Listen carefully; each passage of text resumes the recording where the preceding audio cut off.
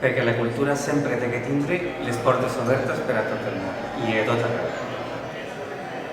I després el Teatre Raval és un teatre menut, i ho ha sigut estar en un teatre menut, i jo m'he sentit sempre molt ben acollida, estar a prop del nostre poble, i això és molt fàcil d'organitzar, i no sempre podem portar companyies teatrals i no sempre podem anar a un teatre. I el Teatre Raval té la mesura perfecta per a nosaltres.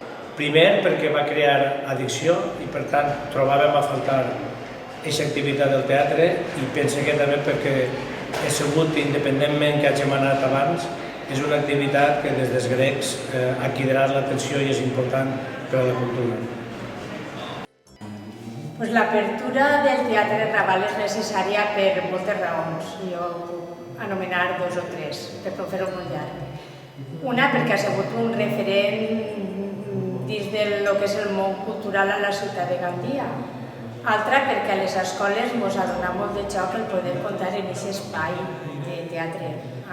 Portem ja molts anys acudint-hi, tenim un referent i volem continuar. I també per a promocionar artistes nous, locals, i fer tot tipus d'activitats culturals, musicals, teatrals, exposicions.